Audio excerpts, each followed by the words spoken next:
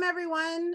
If someone can confirm for me if you're an attendee in the webinar today that you can hear me, if you want to just type it into the chat and say, I can hear you or yes. All right, awesome. So welcome everyone to day 4 of our week of mobilizing for water justice in California.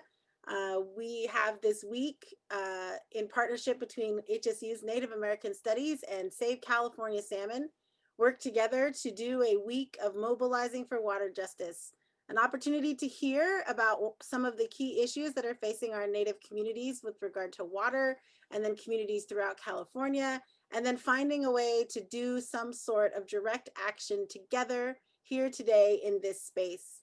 And we're really pleased today for our Thursday opportunity to offer step 4. So we did 5 steps toward mobilizing for water justice, and we are on step 4, which is to connect fire, water, and climate and support Indigenous management.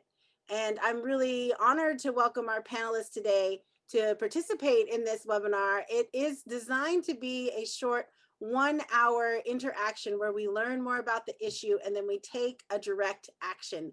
And I'm excited to give us an opportunity to engage in that sort of way. I wanted to begin today, though, with a land acknowledgement, which I think is very important. To acknowledge that currently I am joining you from Baduat, which is out on the coast of Humboldt County in what is Wiyot territory, what a lot of people now call McKinleyville, California. And I think it's important for me to acknowledge this place and space. And then to say that our presenters are joining us from Karuk country, Karuk territory, and I'm proud that they're able to be here with us today.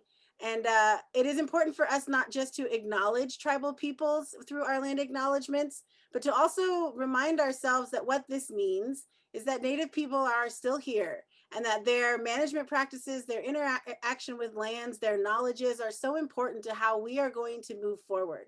I always say to people, we are not going to solve climate change without Indigenous knowledge. And it is Indigenous peoples who are going to lead us forward for what that is going to look like.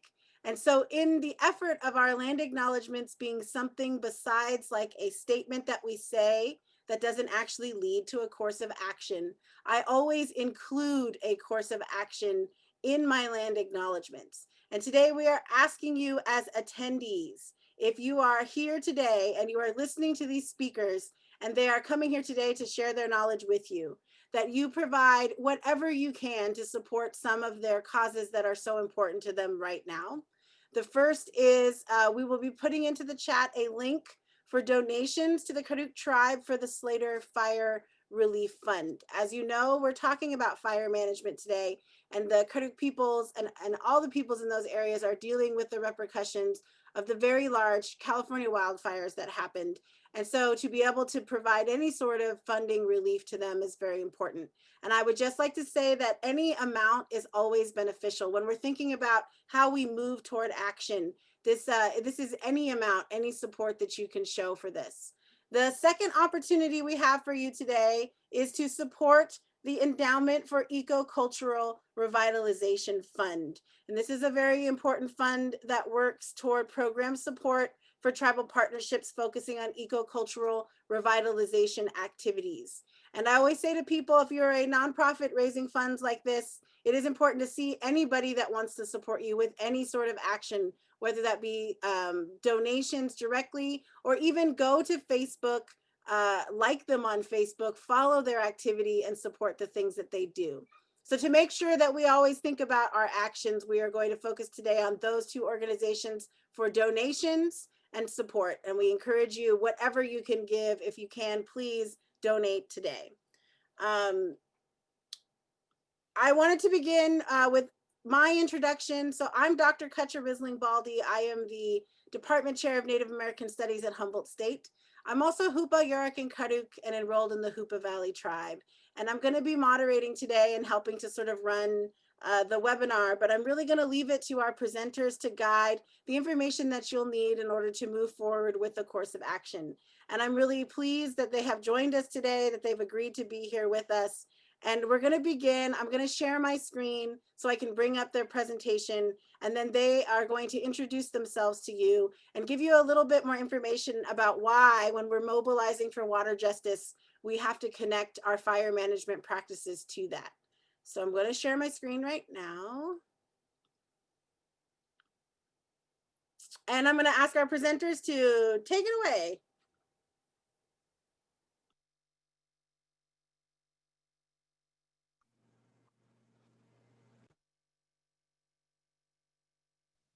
Okay, so sorry. Trying to figure out how to unmute.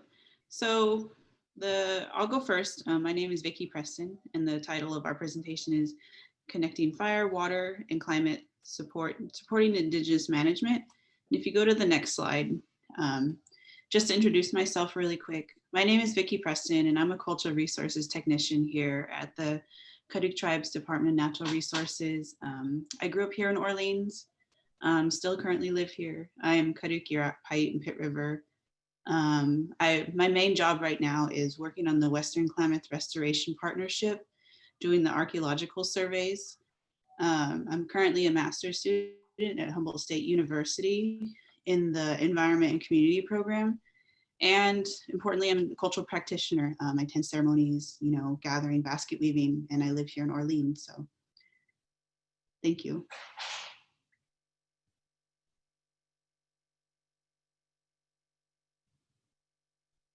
Ayuki, I'm Chuk Chuk Hillman. I'm a Kaduk Indian. Grew up in Orleans and Soms Bar area. Been working on dam removal since I was a teenager. And I'm doing water quality, and I'm also a cultural practitioner, and yeah, do all kinds of things. And I'm honored to be a guest today.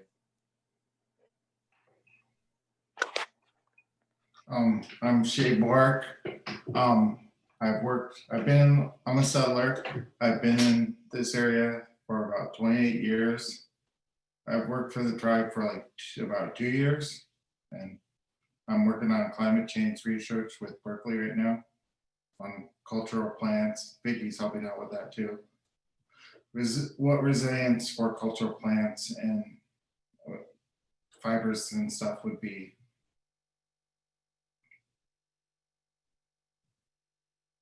So I think we wanted to start off our presentation by showing this video that's been produced by Klamath Salmon Media, Stormy Stotts, and Bruno, also here in Orleans. So let's go ahead and start with the video. See if it'll play.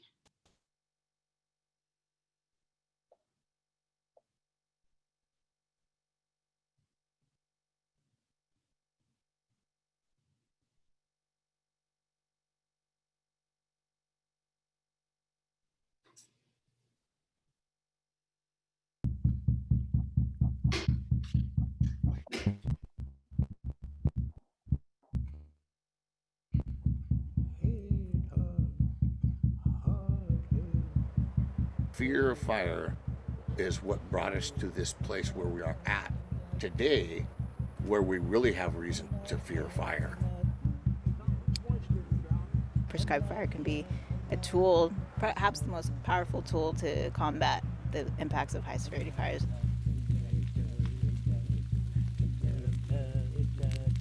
We have to reestablish a positive relationship with fire.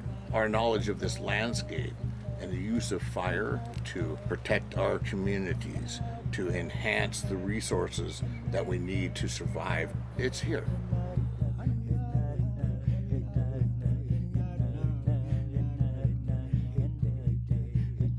People are beginning to see the benefits of prescribed fire more now than they have in a long time, over 100 years. When you see it, you realize, oh, it's going to be okay. The more time goes on that we don't put fire back on these landscapes at the time and at the scale that we need to, then it's going to do it, not on our terms. Fire suppression has failed. Our first response has to be manage it. Not suppress it, but manage it.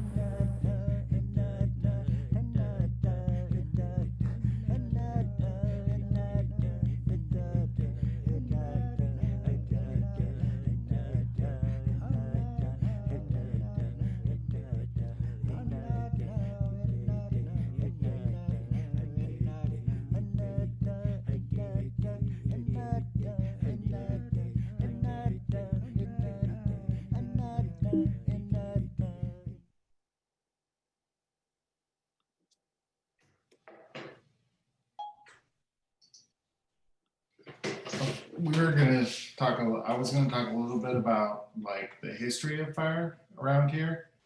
Being a settler, I can just say what I've been told and learned from books and people out here. But since time immemorial, Credit people have managed this landscape or tended the wild, whatever you want to call it. And the most effective tool was fire. The Code people's relationship with fire created the abundance before colonization, the food, the basket material, and the medicine, like tan oaks, huckleberries, bear grass, hazel, yerba buena. And then with gold mining and the invasion of settlers and the invention of the Forest Service, cut burning was outlawed. And that really, so cultural burns were outlawed and lightning fires were put out. This led to dramatic consequences for the forest, the plants, the animals, and humans. It promoted Douglas fir, which suck up when they're young. And there's always firs here, but they were big and all. But they promoted and planted Douglas firs, and that led to the young firs suck up a lot of water that other salmon and a lot of things could be using. And it overcrowded them and shaded out the hardwoods. The effects of fire has been pretty intense. And then now with climate change, it's even more, we've seen these massive fires. And it's been 100 years almost, and scientists have finally discovered that indigenous burning is and fire is good for the forest. Settler managers haven't reversed their course yet, and cultural and climate change has even made it worse. As Chuk's dad was talking to me the other day, he's kind of said in the video, there's no reform for what's happening. We need to completely remake our relationship with fire from the ground up. Only fire is going to stop mega fires. And Vicki, you're going to talk about Slater a little bit. Yeah, thanks, Shay. So yeah, as Shay said, as Colored people, as Indigenous people around the North State here on the world, we've always burned. It's part of our identity. It's part of ceremony here. It's part of, very much everyday life. It's connected to food security and the well-being of our people. Mental health. It's connected to all of those things. This time of year with the acorns falling, with the changing of the weather, we would, be traditionally burning our places when and how we want. And so, just having this video, sharing this presentation right now brings in that part of it, that we, with COVID happening and stuff, we would normally be doing a lot more prescribed burning right now. But also something that's impacted our ability to implement more prescribed fire currently is that we're still dealing with the effects of the Slater fire in Happy Camp and surrounding areas. And if anybody hasn't heard of it, I'm sure a lot of folks have heard of it, but the Slater fire, which started this fire season, burned almost 200 homes, sadly killing two people. And many of these places in Happy Camp, Happy Camp being in Kaduk Aboriginal territory, it deeply affected tribal folks as well. Tribal folks lost homes, gathering areas, places that they had grown up in, tribal folks losing homes. I have personally been working with some of the donation centers and some of the relief alongside a lot of very hardworking people. So with the tribe, working for the tribe and other places, folks have lost so much. And I, commend the resilience and the strength of all the people in Happy Camp. But it, highlighted this, this need once more to be bringing back fire so that we can be protecting places like from destructive wildfires like this, from having gone through and looked at these burned areas too, you know, not just the homes, but also the landscapes themselves are so extremely scorched. It's going to take a long time for recovery. And part of our work here with the tribe and just being tribal people, I know that there's been places in there that we've definitely been wanting to burn, that we've had projects slated for prescribed fire, you know, for protection of homes in the past. And so part of what we're doing here today is, you know, calling to action that we need to really get moving and implement these. We need to be bringing back Indigenous fire, and we need to be working on those collaborations and working on supporting Indigenous people, you know, Cuttick people and all of our local Indigenous people to be burning, because we all know that there's plenty of talented folks out there. We have our Indigenous knowledge and we're ready to do it. So yeah, I wanted to pass along to Chuk, and if he has some stuff he wants to say on that, and maybe talk about some of our current projects. Or Can I say one thing? yeah. The Clinton National Forest turned down the tribe's request to do fuel breaks around Klamath, around the whole town of Hippie Camp, that would have prevented a lot of these fires. They even turned down the money the tribe had. They just didn't want to order the tribe.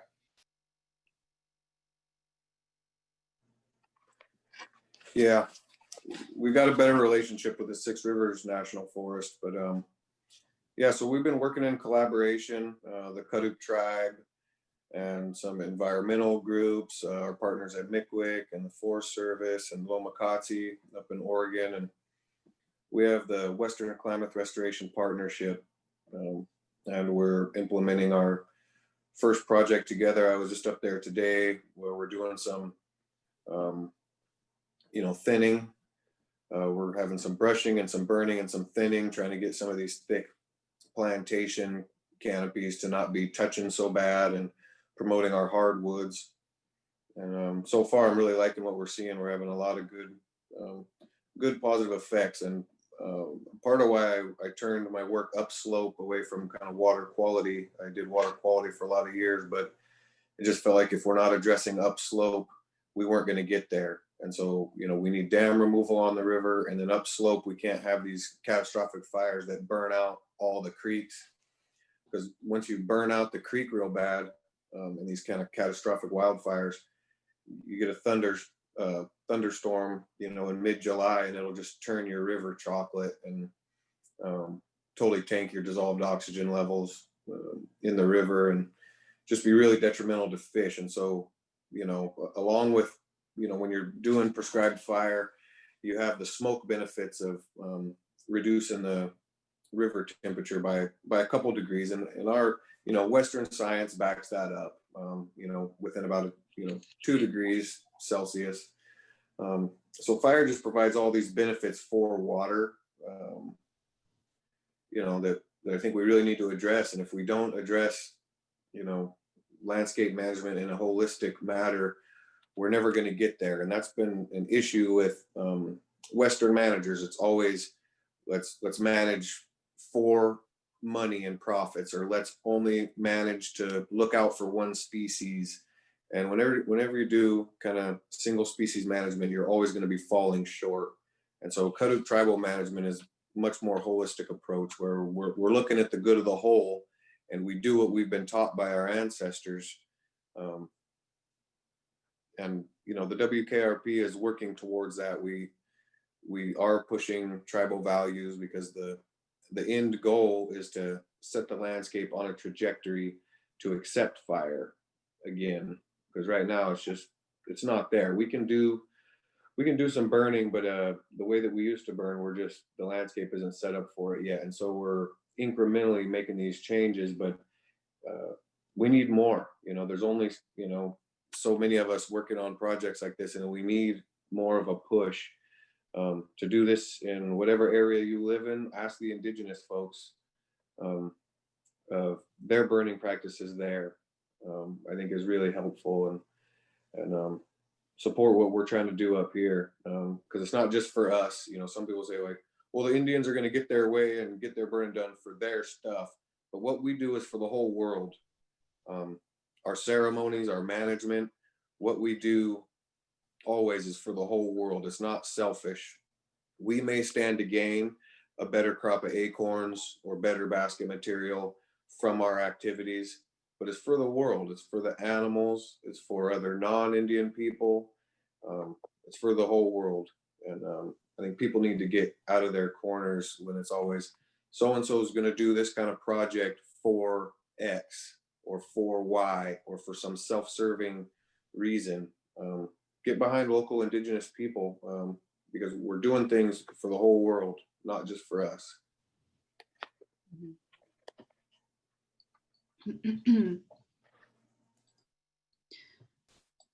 Yeah. Yeah, and I just wanted to say that a lot of the work that we do, even like Truk said, is holistic, and you know, a lot of times it's not just natural resources, land management. You know, a lot of our stuff fits in, you know, to the whole community. You know, it impacts. You know, we take a lot of this into the schools through other folks in our various programs, and so everyone in all the schools gets to hear about the work that we do. And I think some of the greatest impacts is just kind of what you know, we're able to do with the youth. And so I think a lot of this is, you know, as a lot of Indigenous land management is, it's centered towards the future generations. And, you know, sometimes when we're going in, it's like maybe, you know, like what Chuk was saying, like, you know, preparing these places to receive fire again, you know, in a lot of ways, it's like maybe we won't be the ones, you know, maybe we won't be the ones being able to burn, but we're doing it so that folks can burn, even if it's going to happen, you know, like maybe 10, 20, 30 years down the line. You know, we're getting to this place where we're going to have to really like work at some of these places. And so it's for the future in a lot of ways too, because, you know, a lot of ways we look at the past and you like make stuff ready for the future too.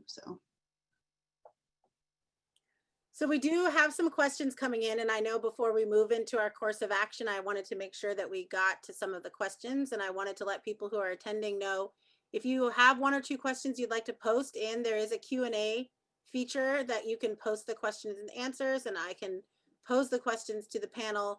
We'll do that for just a few minutes, and then we can go into their explanation of their course of action that they've asked for our attendees today. So I'll start with the first question. We are working on doing the same thing, trying to get the land in a place to do prescribed burning in my rural area, coastal northern Mendo, southern Humboldt. Is there any process or reading material we can use as a guide?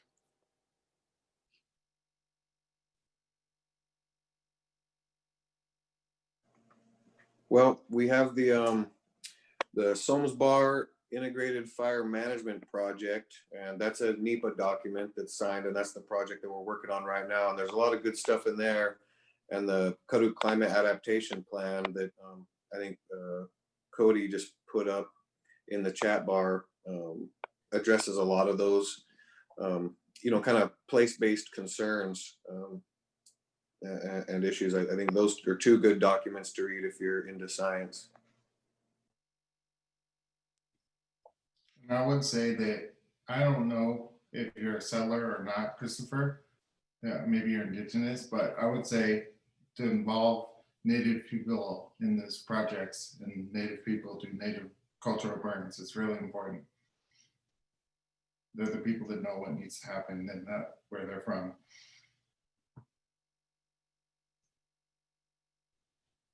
So the next question is, there are a multitude of Western practices that have led to the conditions and climate that we're faced with today. With the current huge wildfires that we are facing, I can already hear and see a cry from folks who originally caused these imbalances, wanting to steer back toward damaging logging practices that have greatly impacted our ecosystems in the past. How do we prepare ourselves as Indigenous stewards to become a greater part of the conversation, to steer the reaction toward Indigenous practice? How do we burn more and at the same time shy away from destructive logging?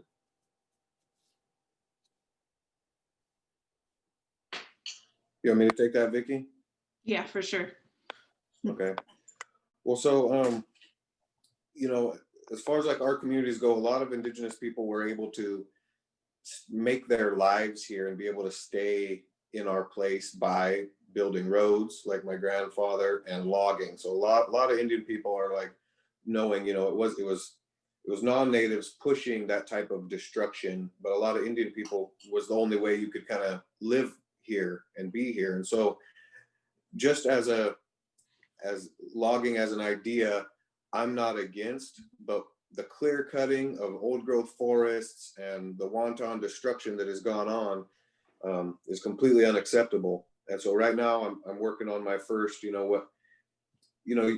it's a logging show, but it's mixed with all these other land management criteria. And so we're doing strategic thinning and, like I said, keeping of our hardwoods and promoting diversity, because we have all these fir plantations. And so we've been wanting a lot of these fir to come out because it's just too thick and it's killed all of our native plants. And so I do know that this current administration has made ESA and a few things that were protecting pieces of land from some destructive logging practices. I know that this administration has reversed a few of those kind of safeguards that were out there. And depending on how the election goes, there's probably some more destruction on the way. So I would say encouraging, like I said, working with indigenous groups and your tribes in whatever area you're in to push their values of maybe thinning plantations, but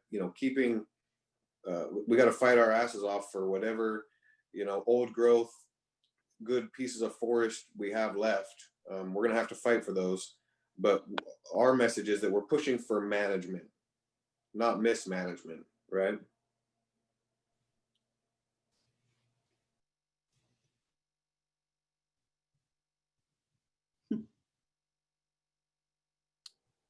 So the next question is, can the panel speak to the relationship between prescribed fire and food security?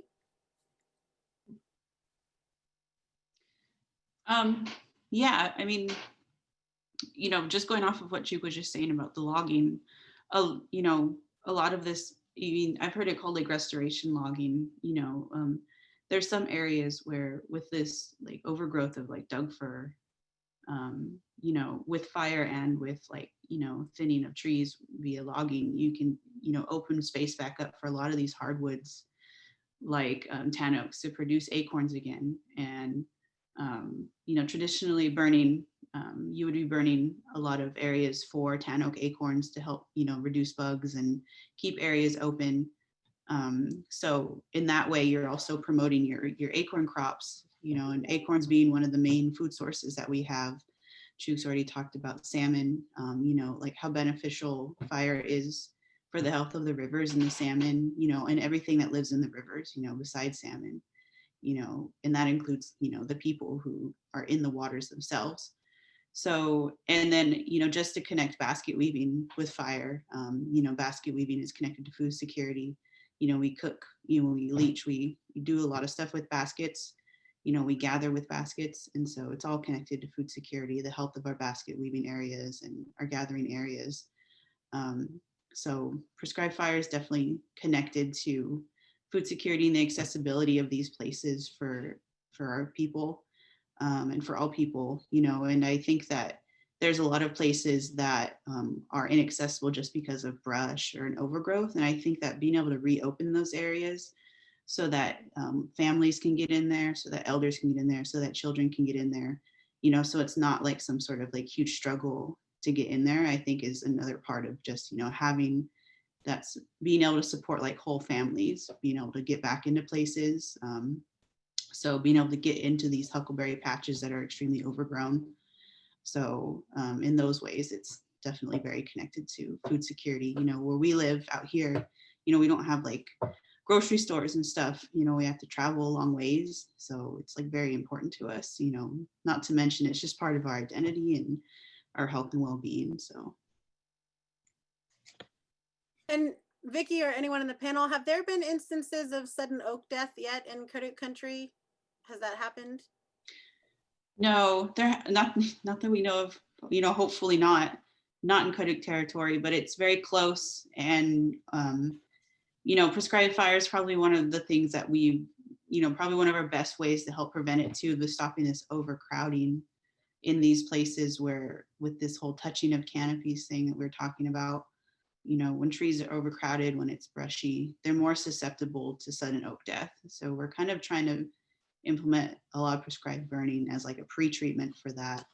But it is close by. I'm pretty sure it's within, you know, Hoopa Aboriginal territory and close to the reservation border over there. So I know Vicky has done a lot of work making sure to do surveys to look for it, and DNR has been involved in like trying to track if it comes here. mhm. Well, I do want to give us time so we can put our attendees to work. So I'm going to share a couple of screens, and then if someone on the panel would like to explain what course of action you are asking our group to take today. Let's see, I'm going to do this one. So we'll start here. Can you see that? Anybody? I can't. You can see the letter? Yeah. Okay, so I don't know if you want to explain what course of action you're asking people to take today, or. You want to go for it, Shay? Yeah, Bill, our supervisor, Bill Tripp, he said he'd do the call, but he's so busy. So we took it over. But yeah, this is to ask the legislator to like change some rules to make tribal burning more able to burn more with WKRP and with other things. It's like a change from the legislator to promote cultural burns. So you have two people you're asking them to reach out to. Who are the two people you want them to reach out to today? Oh, well, the other one's a different one. This one was to our local, the first one you put up, this is to Senator, I don't know how you say his name, McGuire. He's like our local representative, and where there's gonna be some hearings and stuff, so we wanted to make sure he supported it.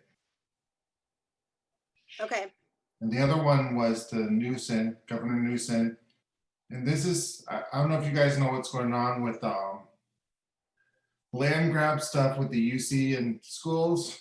There's been a couple talks, and Bill was on a talk today with the one panel, and like, so all the land after the gold rush was stolen, and UC Systems got the land, and they have a $1 billion endowment, like billions. And this is asking,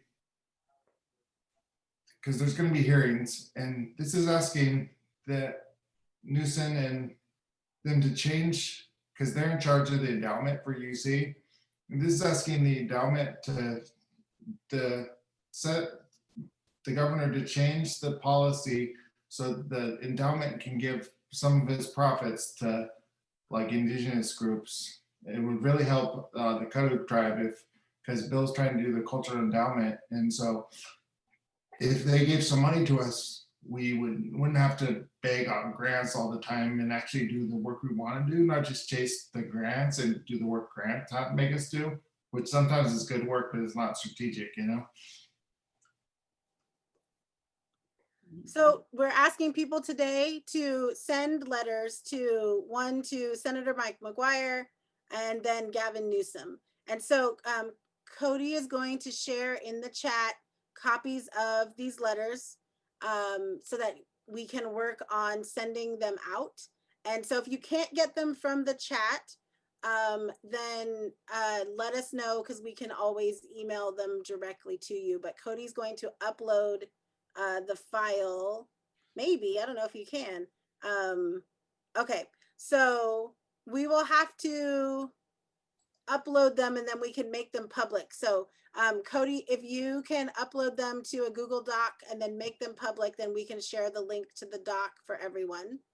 And we're asking you to sort of reach out to these two areas. One, in support of the University of California System endowment to donate 1% of their returns to Indigenous groups to integrate Indigenous and Western sciences and establish a tribally directed endowment funds. And the other is for supporting Natural Resource Agency budget augmentation for fire suppression. So we are going to be sharing the links via Google Docs. They're coming here in just a minute so that you all can see the letters. And if you'd like, you can sign on to one and send it directly to these two places to help support these two courses of action. I will say, if you are interested in learning more about the land grab institutions and what they're talking about when it comes to land grant universities, there is a fantastic report that came out in High Country News. It's called Land Grab Universities. I'll put it into the chat where you can find it. It specifically goes over how many of these universities built their land holdings off of the seizure of indigenous lands post like genocide.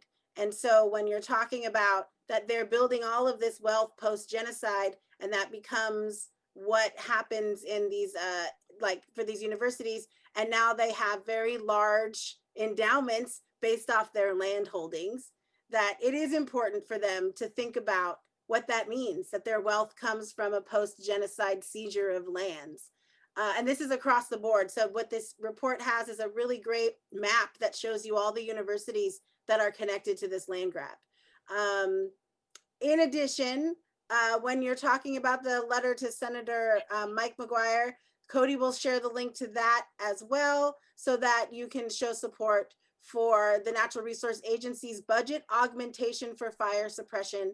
It's expressing support to provide a new budget line item to the Natural Resources Agency to fund tribal fire programs that support prescribed burning, forest management, fuels reduction, fire preparedness, invasive species treatment, and vegetation management projects. I think it would be important if you can to, when you send these two letters, to include who you are and where you live, or a little bit about yourself, so that they can see these are coming from multiple people who are in support of these movements, and give them an opportunity to see that multiples of their constituents, of the people that are from different areas, are interested in this work. So before we go into the working time period, which we're going to give everyone just about like 15 minutes to do this work. Let's see. Yeah, just about like maybe like 12, 13 minutes. If you want to get started on one, if you want to update, if you want to figure out sending it. We're going to take that break for about like 10 to 12 minutes, and then we'll come back for a closing. So Cody's going to play us some music. When the music stops, come back. If you're going to leave before that, if you're like, I've got all my courses of action and I'm taking off, we do have a survey we'd like you to fill out for us. It helps us to know who took action and where they took action for and what they took action to. And Carrie, did you send the survey, or are you? Oh, so Carrie has launched the poll. It will stay up as long as you're in Zoom. You can fill it out when you can. If you're going to leave right now, can you tell us what you're going to do? What actions did you take today? That helps us to be able to see what people did. So we're going to have just about 10 minutes of work. Cody will play some music, and then we'll come back at the end for a closing. There are a couple more questions in the Q&A. So Vicki, I don't know if you can click on the Q&A section, but you can type answers in there if you have answers for people that you want to type to them. So we'll go ahead and do our break so we can do our courses of action. I will also reshare the Land Grab University link again.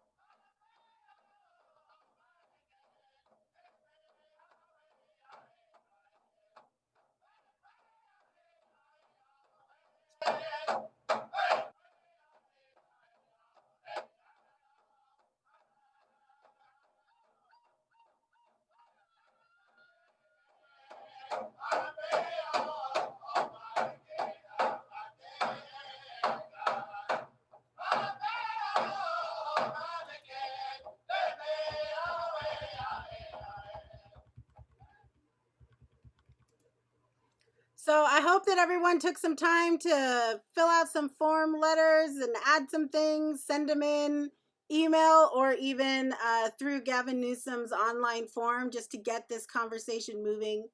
I want to thank everyone for participating today, listening, and then taking a course of action. A reminder to please fill out the poll, which we launched to let us know what course of actions we're taking today. That helps us to see what we're able to follow up on, what we're able to say about these types of webinars that we're holding. But I wanted to leave the last few minutes if any of our panelists had anything that they wanted to end with or say, anything that they wanted to leave people with about connecting fire, water, and the importance of indigenous land management and indigenous fire management in how we move forward with understanding what like how we're going to adapt to climate change or even practice climate resiliency. So anything that the speakers would like to add as we end today, this is your time.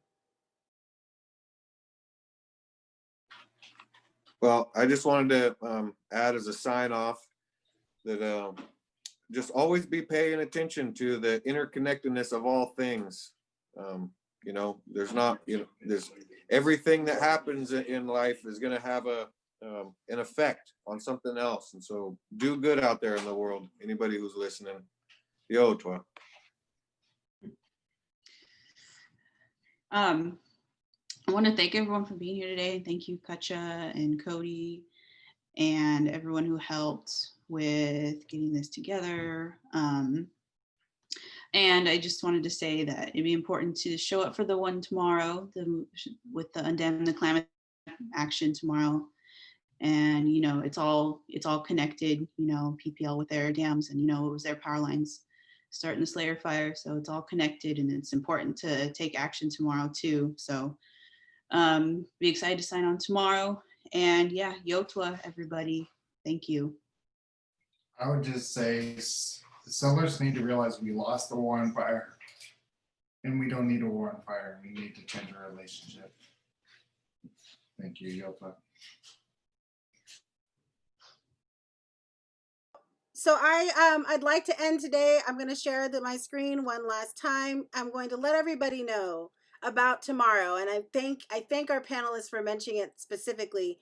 Tomorrow is our final day of mobilizing for California water justice, and I wanted to point out that it is going to be a full day of action to move for undamming the Klamath. And if you are just getting introduced to this issue, if you are following up with this after the many years of activism by Indigenous peoples on the ground, this is an important moment for undamming the Klamath and this movement to undam the Klamath River. And we are taking a full day to respond to how we can do these mobilizing actions. We will have our mobilizing for water justice action from 3:30 to 4:30 tomorrow, the same that we've had every day, which you can register for and become a part of, listen to the talks that are going to be given, and then take courses of action. But all day long via Twitter, Facebook, Instagram, and all the places that we can try to reach out to Warren Buffett and Pacificor and all these agencies that are trying to work to be able to take the Klamath down. We are calling attention to this issue. So we encourage you to join us all day, especially on Twitter, Facebook, Instagram, to tell people that you think that the dams need to be taken down. This is also an opportunity then to reach directly back out to, again, Gavin Newsom, and to your senators, to the people that represent you, to the people that represent us in Washington, so that people know that there is a lot of support and movement for removing the Klamath dams. And as I keep telling people, I don't know if we can consider this an option anymore. I don't think we can have a world that we need unless the dams are removed. We're not going to solve these problems. The things aren't going to happen that need to happen. And we know that there are going to be dire consequences if the dams are not taken down. So it's time to call for this real action to happen. So join us starting tomorrow morning all day. Watch it on Twitter, retweet if you can, join, post things, get all of the media that's posted, pass along the videos, get people talking, let people know that we want the dams taken down, and then join us from 3:30 to 4:30 for our course of action on taking the Klamath dams down. Thank you everyone for joining us today. We are so looking forward to seeing you tomorrow, and thank you to our panelists again for this amazing opportunity to sort of join in on some of the things that you're doing and showing people that, you're leading through fire management, you're leading through even situations where you're facing the dire consequences of wildfires. You're still continuing to lead and contribute and come here and share. And I think that that's so powerful and important that even through all of that, you're making time for all of us to learn from you. So thank you so much. Thanks, everyone. Thank you. Thank you.